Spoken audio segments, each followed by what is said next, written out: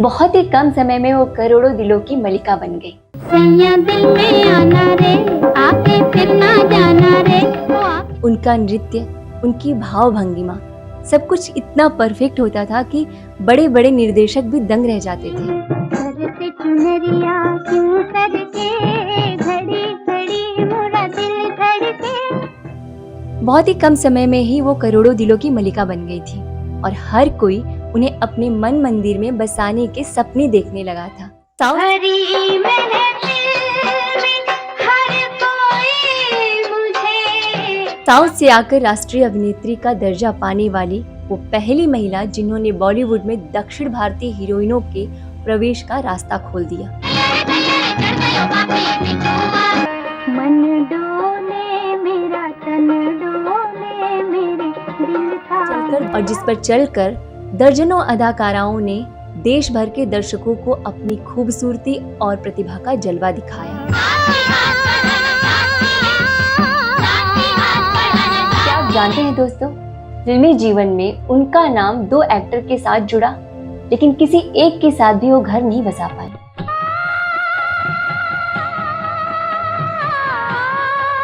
और क्या आप सोच सकते हैं, वैजयंती माला के ऊपर पति खरीद कर शादी करने का आरोप भी लगा। दिल पंछी बन उड़ जाता है। तमाम आरोप और प्रत्यारोप के बावजूद वैजयंती माला ने अपने प्रतिभा से अभिनय से लेकर राजनीति तक अपना लोहा मनवाया और अचानक सब कुछ छोड़कर वो प्रभु में लीन हो गई। नमस्कार दोस्तों, मैं हूं नैना और आप देख रहे हैं नैना टॉकीज।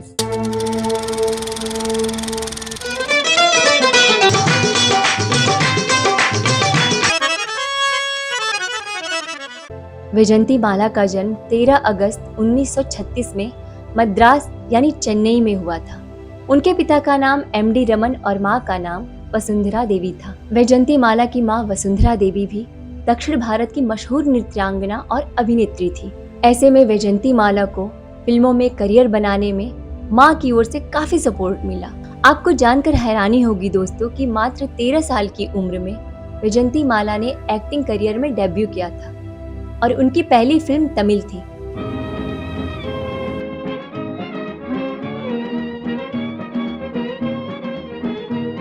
और यह फिल्म 1949 में रिलीज हुई थी। एमवी रामन ने वैजयंती माला को स्टेज पर नृत्य करते हुए देखा था। उन्होंने वैजयंती माला की दादी से अनुरोध किया कि उन्हें फिल्मों में अभिनय करने दे। हालांकि वो फिल्मों के पक्ष में नहीं थी, लेकिन एमवी रामन ने उन्हें किसी तरह समझाकर राजी कर लिया। फिल्म वजकई खासी हिट हुई। एमवी रामन ने अपनी तमिल की हिट फिल्मों का तेलुगु और हिंदी रीमेक भी बनाना शुरू किया। उन्होंने वजकई का तेलुगु रीमेक जीवितम बनाया। मिस्टर पति वो सारी मिस्टर अशोक नी कन्ने निन्ने भ्रमिंचिना।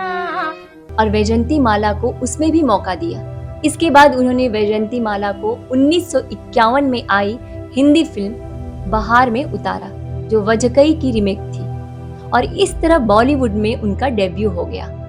तीनों भाषाओं में बनी फिल्मों में पुरुष कलाकार तो बदल गए, लेकिन वैजयंती माला सब में शामिल रहीं।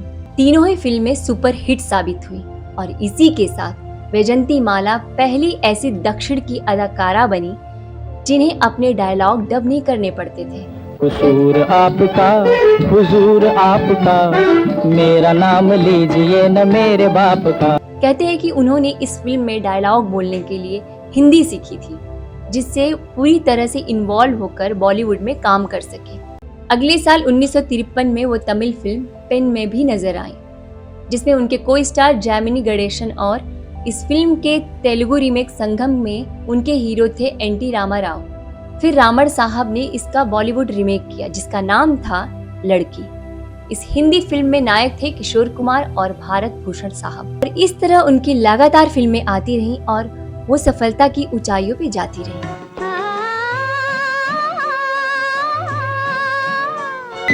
गोरे गोरे मुखड़े पे लगा गुलाल, हल्के गुलाब। फिर आया साल 1955 देवदास लेकर, जिसमें चंद्रमुखी के किरदार ने वैजंती माला को कालजयी बना दिया। बताया जाता है कि इस रोल के लिए निर्देशक विमल रॉय ने पहले कई नामी गिरामी हीरोइनों को अप्रोच किया, लेकिन उन हीरोइनों के इनकार और फिल्म के घटते बजट ने वैजंती माला को यह रोल दिला दिया। उस वक्त मीडिया में इस चयन को लेकर भारी आलोचना हुई थी और एक अखबार ने तो यहाँ तक लिख डाला कि इससे अच्छा होता कि विमल रॉय साहब ने चंद्रमुखी का रोल किशोर कुमार को ही दे दिया होता। लेकिन जब फिल्म रिलीज हुई तो दर्शकों के साथ साथ फिल्म समीक्षक भी दंग रह गए।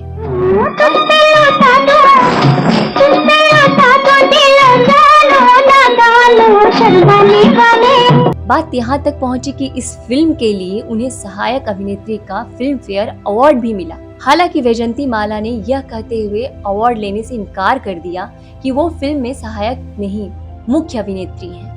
इसके बाद तो अगले साल 1956 में उनके पास फिल्मों की झड़ी लग गई। उन्होंने हिंदी की 6 फिल्मों में प्रमुख भूमिकाएं निभाई। इन फिल्मों में ताज, समवेयर इन दिल्ली, पटरानी और देवता विशेष रूप से उल्लेखनीय रहे। तू ये फूलों भरी राहें मेरे देश की हवाएं परदेसिया। उसी साल किशोर कुमार के साथ आई फिल्म न्यू दिल्ली में भी उनकी कॉमेडी रोल वाली हीरोइन की भूमिका की खूब तारीफ हुई। इस फिल्म में उनके सोलो भरतनाट्यम और शुद्ध पंजाबी शैली में किए गए भांगड़ा आदि नृत्यों की खूब चर्चा रही। तुम संग प्रीत लगाई रसिया, मैंने जान के जान गवाई रसिया, ओ हाय मैं मर गई। इसके बाद 1957 में रिलीज हुई फिल्म नया दौर में दिलीप कुमार के साथ उनकी जोड़ी को दर्शकों ने खूब सराहा। बता दें कि नया दौर बॉलीवुड की सबसे सफल और बेहतरीन फिल्मों में से एक मानी जाती है। एक अकेला थक जाएगा, मिलकर बोझ उठाना। और ऐसे में ट्रेजेडी किंग की जिंदगी में प्रवेश हुआ वैजंती माला का। उस गांव पे स्वर्ग भी सदके जहां मेरा यार बसता। फिल्म सुपर हिट हुई और उस साल मदर इंडिया के बाद दूसरी सबसे अधिक कमाई करने वाली फिल्म बन गई। फिर तो दिलीप कुमार के साथ उनकी जोड़ी ऐसी जमी कि मीडिया ने दोनों को अघोषित पति पत्नी ही बना डाला। दोनों ने कभी इस रिश्ते पर कोई टिप्पणी नहीं की, लेकिन दर्शकों के साथ साथ फिल्म इंडस्ट्री के लोग भी उन्हें इसी नजर से देखने लगे।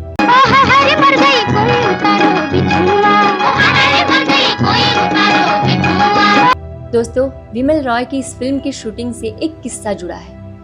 दरअसल फिल्म में एक डांस सीक्वेंस था जिसकी शूटिंग नैनीताल के पहाड़ी इलाके में हो रही थी। निर्देशक का आदेश था कि उन्हें नंगे पांव नृत्य करना है। शूटिंग के दौरान उनके पांव में एक पत्थर का टुकड़ा चुभ गया। इसके बावजूद उन्होंने नृत्य के दृश्य को इतनी खूबसूरती से अदा किया कि वो ट्विंकल टोज वाली अदाकारा के नाम से मशहूर हो गई। ये फिल्म उस वर्ष ऑस्कर के लिए भारत की तरफ से शामिल हुई थी। इस फिल्म के जरिए वैजंती माला का नाम साल 1958 के फिल्म फेयर अवार्ड के लिए नॉमिनेटेड हुआ था। हालांकि उस साल सर्वश्रेष्ठ अभिनेत्री का फिल्म फेयर अवार्ड उन्हें ही मिला, लेकिन इस फिल्म के लिए नहीं बल्कि B.R. चोपड़ा साहब के निर्देशन में बनी दूसरी फिल्म साधना के लिए। इस फिल्म में उन्होंने एक वेश्या का किरदार अदा किया है जो हालात के हाथों में उलझकर एक बड़े घर की बहू बन जाती है। उसी साल उनकी कई अन्य फिल्में आईं। 1959 में उनकी और दिलीप कुमार की जोड़ी ने एक हिट फिल्म दी जिसका नाम था पैगाम। इस फिल्म में वैजंती माला की वास्तविक मां यानी वसुंधरा देवी ने उनकी ऑन स्क्रीन मां की छोटी सी भूमिका निभाई है।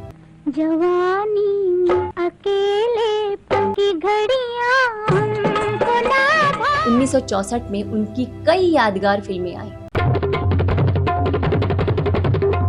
जिनमें पहला नाम था राज कपूर की संगम का। यह फिल्म उनके करियर में मील का पत्थर साबित हुई। जिस महफिल में शमा हो परवाना जाएगा दीवाना। इस फिल्म के लिए उन्हें सर्वश्रेष्ठ अभिनेत्री का फिल्म फेयर अवार्ड भी मिला। हालांकि कुछ विवाद भी रहे, लेकिन उनका जिक्र हम आगे करेंगे। ये मेरा प्रेम पत्र पढ़कर के तुम नारा। इसी साल उनकी अन्य प्रमुख फिल्म थी लीडर। तेरे हुस्न की क्या तारीफ करूं कुछ कहते, जिसमें उनकी और दिलीप कुमार की जोड़ी ने खूब रंग जमाया था। इस फिल्म की पटकथा भी दिलीप कुमार ने ही लिखी थी।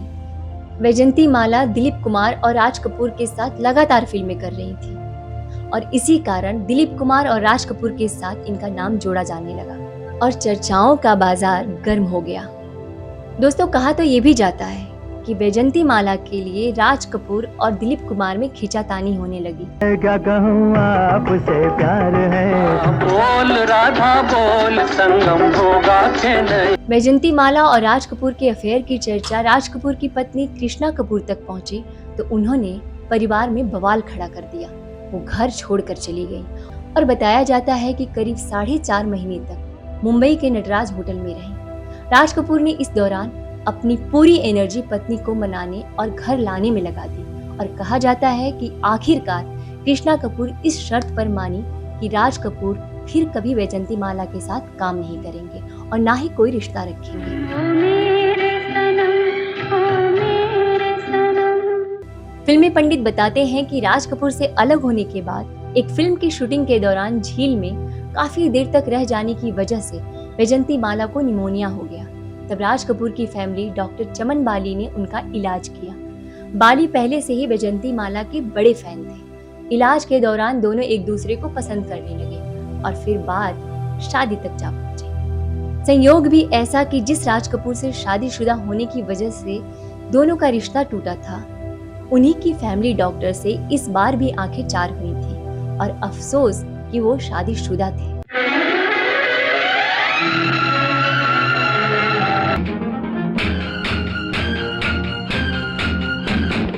कहा जाता है कि डॉक्टर बाली की पत्नी उन्हें तलाक देने की एवज में भारी भरकम राशि की मांग रखती। डॉक्टर ने ये बात वैजंती माला को बताई कि इतने पैसे देना उनके बस की बात नहीं है।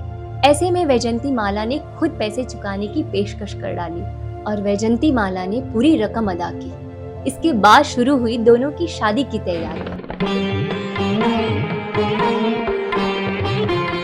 जानकार बताते हैं कि वैजंती माला ने उस दौर की सबसे महंगी शादी रचाई और पैसा पानी की तरह बहाया। 10 मार्च 1968 को वैजंती माला ने डॉक्टर चमनलाल बाली से शादी की, लेकिन कुछ फिल्मी मैगजीन्स ने इस शादी को इश्तहार, नुमाइश और बदले की कहानी का भी नाम दिया। उनके मुताबिक राज कपूर से एतबार टूटने के बाद वैजंती माला उनसे बदला लेना चाहती थी। वैजंती माला एक वक्त में फिल्मों में सबसे ज्यादा पैसा चार्ज करने वाली अदाकारा थी। 1996 में film fair life time achievement award मिले। उन्हें साल 1968 में पद्मश्री से सम्मानित किया जा चुका है। इसके अलावा उन्हें क्षेत्रीय, राष्ट्रीय व अंतर्राष्ट्रीय स्तर पर दर्जनों पुरस्कार व सम्मान मिल चुके हैं। वो इंदिरा गांधी की काफी करीबी मानी जाती थी और 2 बार लोकसभा चुनाव जीतकर वो 1 बार राज्यसभा के जरिए संसद की सदस्य भी रह चुकी हैं। अब भी वैजंती माला की हस्ती कायम है और वो आज भी देश विदेश में भारतीय शास्त्रीय नृत्य के शोज में हिस्सा लेती है और कई डांस एकेडमी में ट्रेनिंग भी देती है। अब भी उन्हें सम्मान देने का सिलसिला जारी है और 85 साल की उम्र में भी उनके पैर थिरकते नजर आते हैं।